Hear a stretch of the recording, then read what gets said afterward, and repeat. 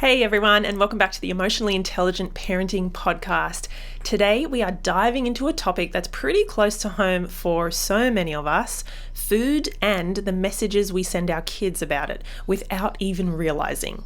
The way we talk about food can have a huge impact on how they see eating, health, and even emotions. So today I am exploring how to handle this in a way that feels good and empowering, not only for our kids but ourselves too. Because let's face it, with busy lives, sometimes health issues or just like the daily grind, it's really easy to fall into patterns like emotional eating or boredom eating.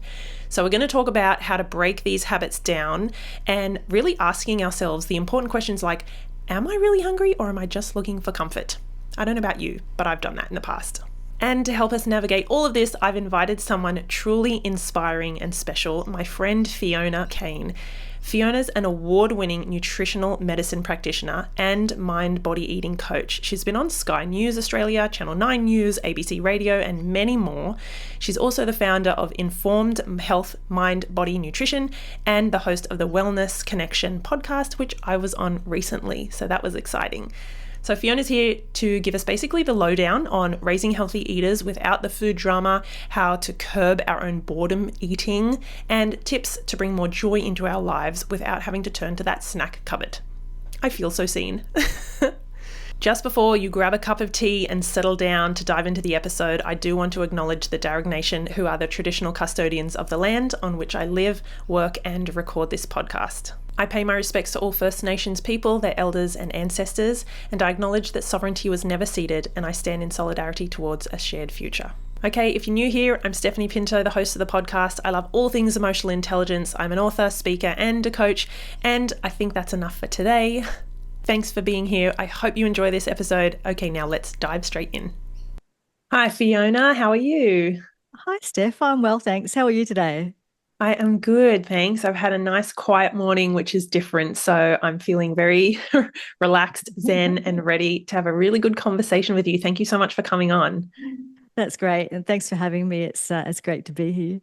Well, I was on your podcast recently, and so that was a huge honor for me. And I thought just talking to you and knowing you for a little while and knowing how huge your heart is and how massive your voice is in a lot of different spaces. I thought, you know what, I've got to have you on and pick your brain about a few things and let you kind of share your wisdom with some of my listeners. So yeah, a huge thank you. Yeah, well, you're welcome. And I'm quite famous for my big mouth. Sometimes it gets me into trouble. But that's all right. Sometimes we've just got a lot to say and we're excited and we mean well. Yeah, definitely. Okay, so for people who don't know about you or your work yet, let us know a little bit about you and your background and what you're doing now. Yes, yeah, sure. So I'm a nutritionist, holistic counselor, and mind body eating coach. And I've had my own business now for about 17 years. I'm a 53-year-old woman, married, and I don't have children. That wasn't part of I wasn't able to have children essentially. And that it relates to sort of a health story that I had where when I was in my 20s, I was working in an admin position in the mining industry and I had a stroke. And it happened during a migraine. So it took several days for them to figure out what had happened.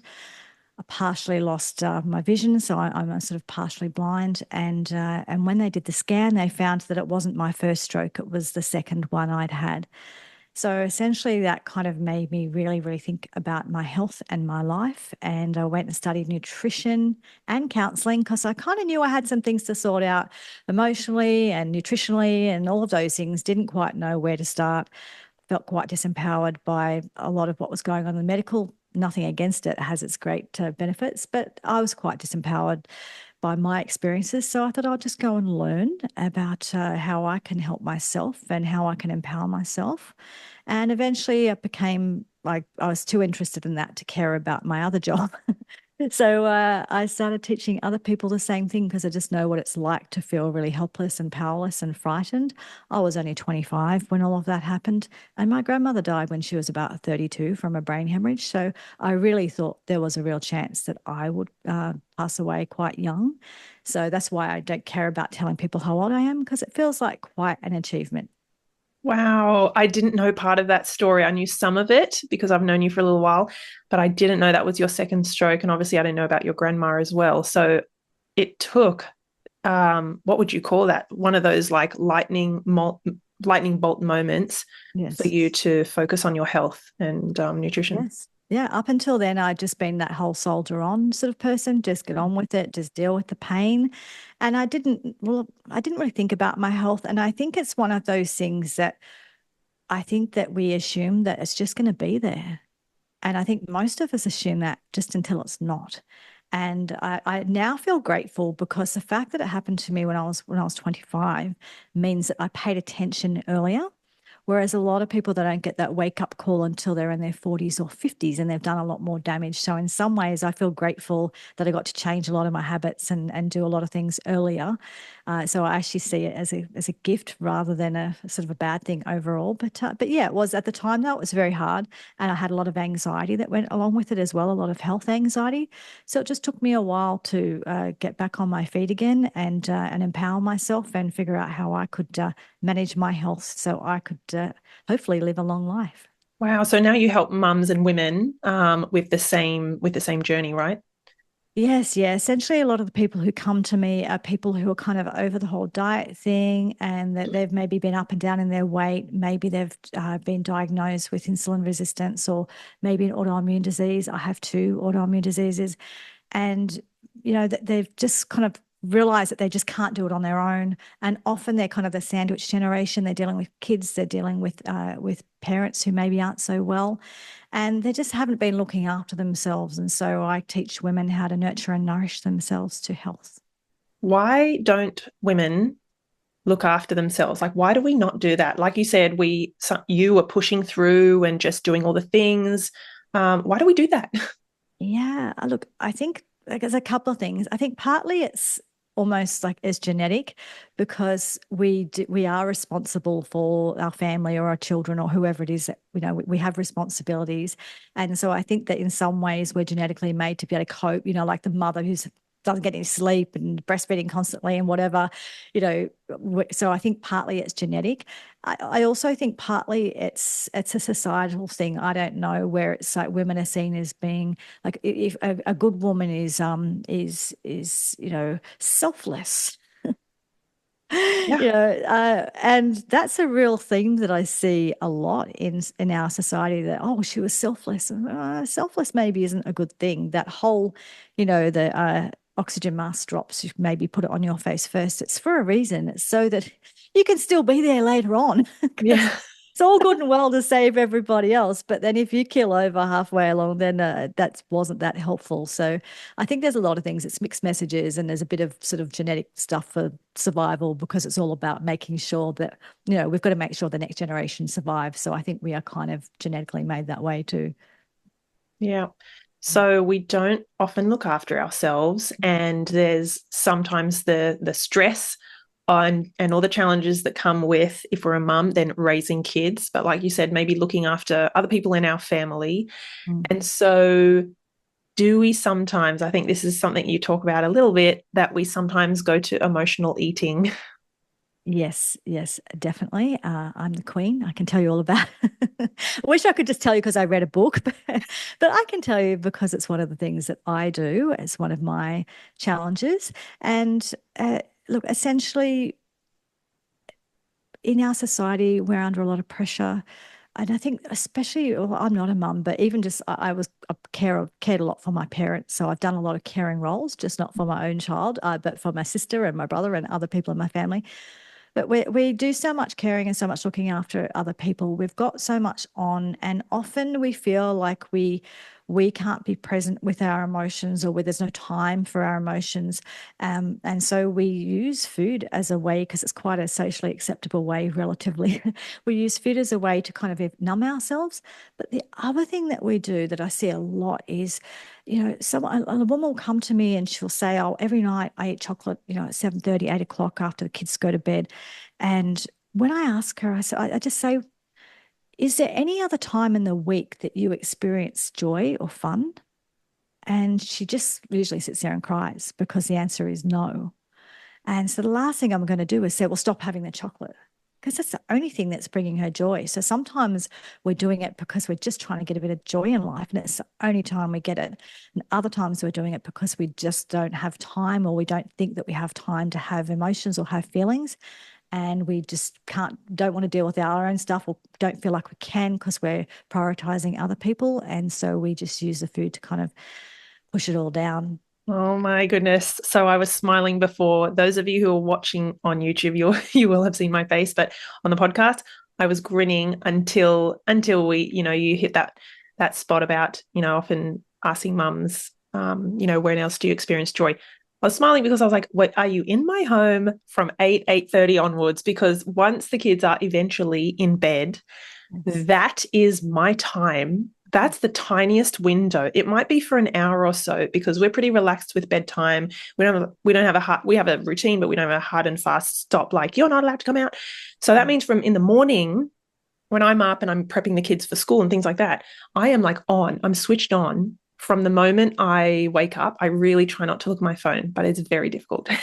and then, yeah, in the evening time, I feel like that is my time to just do something for me and just to relax. And it's maybe a bit of escapism, thinking I'm going to have a cup of tea and some biscuits or like some chocolate.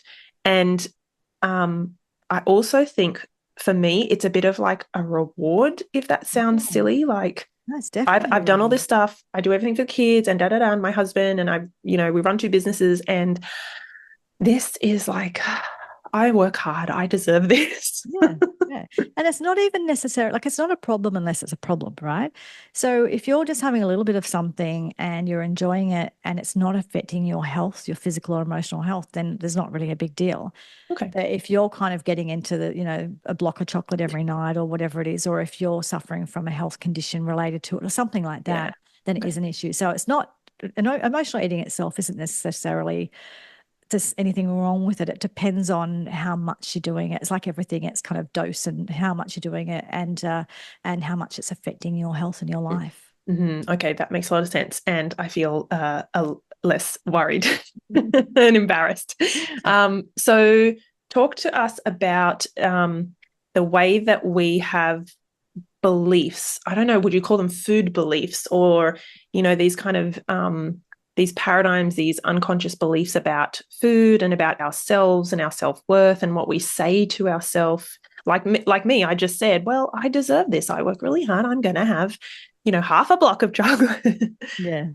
We've got lots of stories around food. And look, the other thing too, I'll just be really clear about is one of the things we do is we label ourselves as something. And I don't know if I even did then or not, but we often will say something like, I'm an emotional eater. And I would advise people, if you hear yourself saying that, to reframe that as sometimes I emotionally eat, because you are not the thing. Like, you're not the behavior. It's just a behavior. Yeah. You're not your behavior. It's just something that you do. And if we identify as the behavior, then it's very hard to change because it's who we are.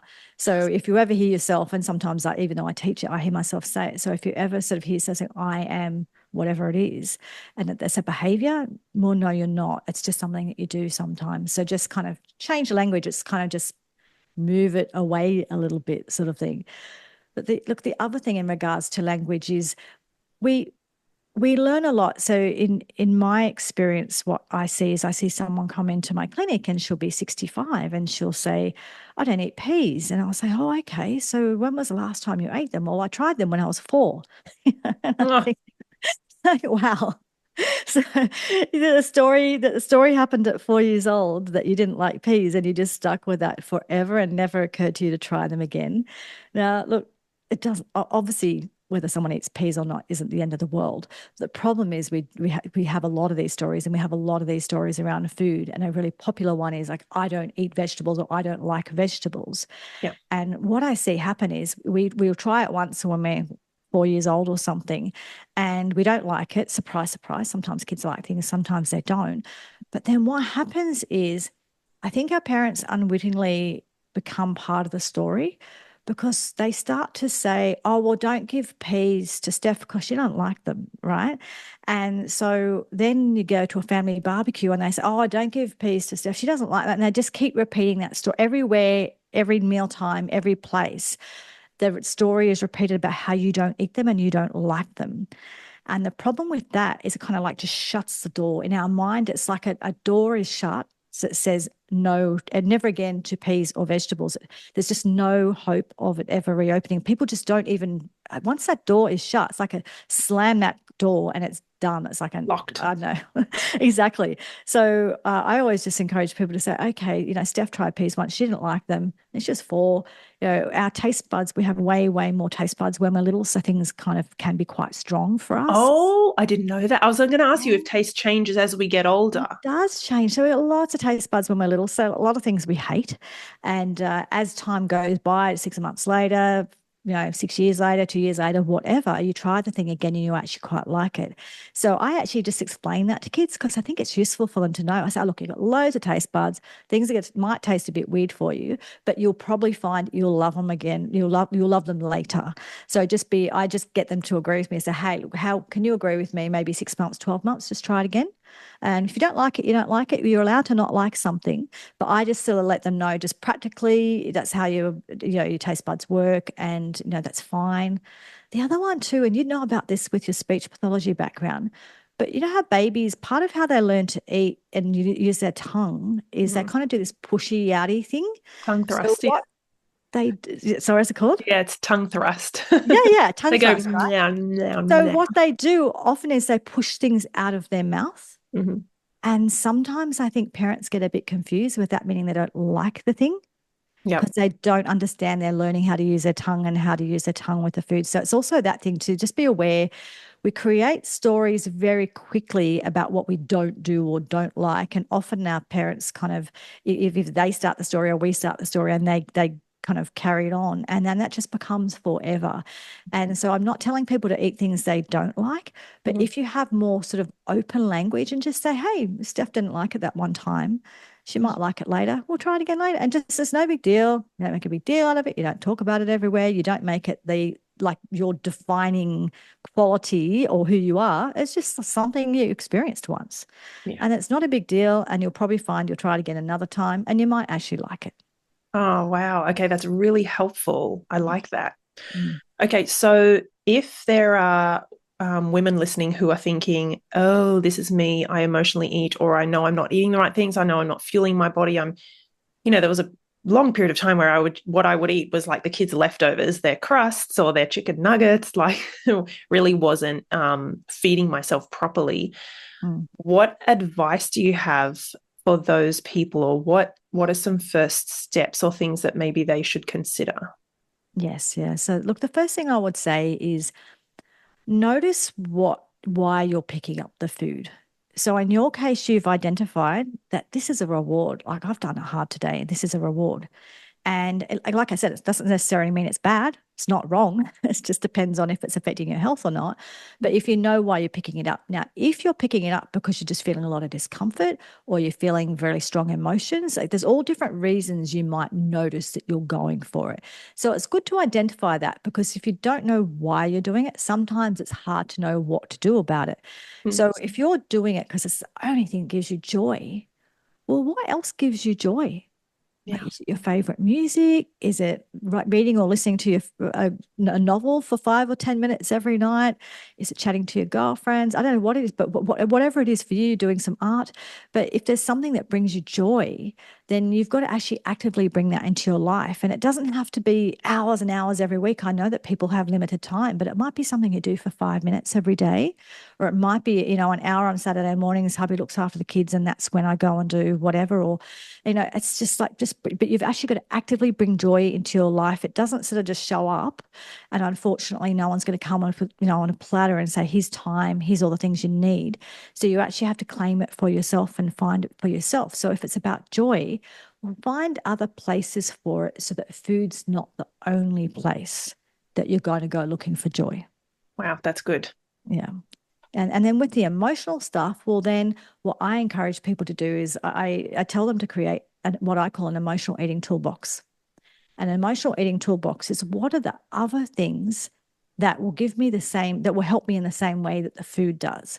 So if I go for the chocolate every time I feel emotional or every time I feel sad or whatever it is, so what is something else that might actually nourish me? Now, for me, it is music.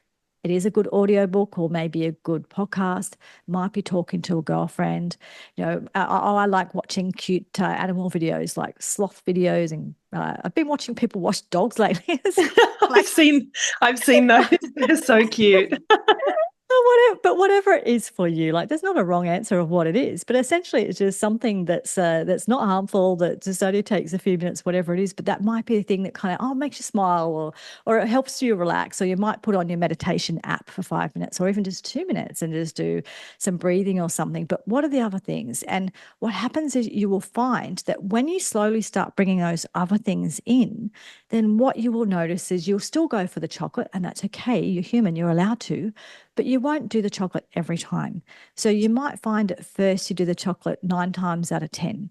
But then you do the chocolate 8 times out of 10, and then it goes to 7. And before you know it, the chocolate you're only doing 3 times out of 10. And then usually by the time you do that, that's not a problem, is it? Right. So you're not overdoing it. So it's not beating yourself up. It's just kind of trying to identify why you're doing it, and then trying to create a toolkit for yourself of what does that look like? How do I bring joy, or how do I bring peace, or how do I bring calm, whatever it is that you need? What are the other ways I can do that? And sort of just practically bringing them in a little bit at a time. And slowly you find that you're using the new thing more than you're using the old thing, and it all evens out in the end. Wow. I like that you are not saying just, cold turkey it. If it's not Whatever healthy, you get rid of do, it. don't eat the chocolate.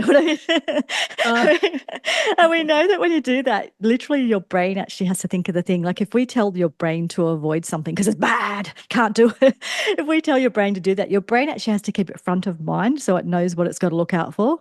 So when you say whatever you do, don't eat the chocolate, you're going to be thinking about chocolate 24/7 because your brain's got to keep a high alert on what we've got to watch out for. So, God, that's so true. so I always recommend just bring in other habits and bring in other things. And slowly they kind of will just replace or largely replace the one that may be detrimental depending on how much you're having. Yeah. Okay. Have you read Atomic Habits by James Clear? Yeah, I've You've read heard of it? bits of it. Yes, I Yeah. have. Yeah. It sounds a little bit like that rather than just trying to go cold turkey and get rid of something. It's about how to make it less inviting, less satisfying, not as easy to access, and substituting, like you said, swapping out. If this is the thing that's bringing you joy, well, build in other times during the week, if possible, in mini moments to find moments of joy and pleasure and things like that, so that you don't always rely on, well, at least I've got that, chocolate after dinner kind of thing. Yes, yeah. I like And that. it's all about, one of your favorite things, the neural pathways. I'm sure you talk about neural pathways. Well, it's about neural pathways, isn't it? So, if your automatic thing is a chocolate, you've got, neural pathway in your brain that is set to a really quick, super highway to chocolate. And when we bring in the new habits or the new ideas or the new things, the new ways of experiencing joy or calm or whatever it is, it'll be a bit like a dirt road that's got holes in it. It's a bit harder to get there. It's a bit harder to get there quickly. You're used to going to this chocolate really fast, but you're not used to going to this other one. But it's a bit like if you watch how a baby learns to crawl and walk and all that sort of stuff, right? They're building neural pathways. So the more they do it, the better they get. So in the beginning, you're not going to do it well at all. And then you're going to do it a little bit less badly and a little bit less badly. And then eventually you'll probably do it well, right? But it's just going to happen over time. And you've built a neural pathway. So now your brain doesn't automatically go to chocolate straight away. It actually has other options that it can go to just as easily as chocolate. Oh, that's really good. Okay. Maybe last question, because this comes up a bit in my house, particularly with actually, it's probably both of the kids. And now I'm reflecting whether I do it a little bit. I'm not sure. It's eating when I'm pretty sure the kids are just bored. So Oh, they're yeah. not feeling upset, or, it's not an emotional thing, but they'll kind of get up and they'll just swing open the pantry doors or like stare into the fridge. And I'm like, I've just fed you, or you've just eaten this. And I wonder if it's just because they're bored. What do you think? Yeah, and I think it can be absolutely. And I think there's a balance here. So if they're healthy and well, and they're just going to have like you give them a piece of fruit or something that's rather healthy and it's not affecting their health and whatever, that doesn't really matter if they have a bit of extra food. They're growing, they need it, whatever. Mm. If it's always going for junk food, or if their sort of habits of going to the cupboard, aren't working for them, and that it is affecting their health, then I suppose you need to be a bit more strategic around what you do. But I suppose the thing would be the same thing. It's kind of like, why are you looking in the cupboard? You're bored. Okay, well, what are the things you could do? So it's that toolkit.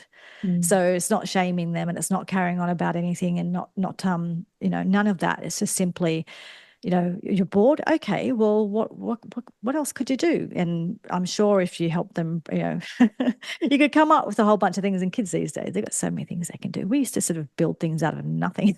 Yeah, They've sticks. got so many things they can do, But even the other thing too is actually really important, that children do use their imagination. So it's like, what can you come up with? What are some things that you really enjoy doing when you're bored? And it's like, well, I like drawing, or I like whatever it is. But I suppose it's just a toolkit. So just encourage them to create a toolkit the same, because that will actually bode them well when they get older, than when they sort of, as an adult, instead of going up and just opening a cupboard looking for food, they Oh, will then kind of go, okay, yeah, like I'm bored. So what else could I do? And sometimes it will be the food, and sometimes it won't be. So I think don't make a big deal out of it, but it's good to have a toolkit. And also sometimes it's fine as well. Like, children are growing, they need a bit of a snack or whatever. It's not the yeah. worst thing in the world. Yeah, my kids are super skinny. They play lots of sport and they're very active. And yes, they, watch TV a lot and stuff. But I was just looking at my youngest today and I was like, goodness me, because it's getting into summer here, and well, into the warmer months. And so she had her school uniform has gone from the pants and top to the skirt and top. And I was looking at her little tiny twiggy legs, and I'm like, oh my goodness, there's nothing, skin and bones. Yeah. Yeah. And she eats like a bird most of the time. So anyway. Yeah, so that's why I sort of always refrain from creating a problem where there's not a problem. If you see that there could be a problem maybe going to appear, then maybe do something about it. But sometimes I think our language around food and our language around those things, we often put onto our children the things that we're having problems with, and we can create the same problems in them. So sometimes it's just be really relaxed around the food, relaxed language, and get children involved, and get them to help choose things, and kind of just be just really calm about it, and just sort of let things evolve. And a bit like you're always teaching about the emotional intelligence, it's the same thing with food. Just kind of take a step back, notice your language, and notice if you're having a reaction to something that kids are doing, because it might be more about you than about them as well. And you're freaking out because you think they're going to have all the same problems as you, and that maybe they don't have a problem at all. Yeah. Wow, that's massive. That's a really profound point. I'm glad you brought that up. Okay, so I I do have one last question. I feel like we could talk forever, but I will keep it short. Okay, so my question is about sugar. Now that we know sugar is very, I don't know, should I be saying bad? Should we be, that sugar is in so many things, even things that seem to be healthy.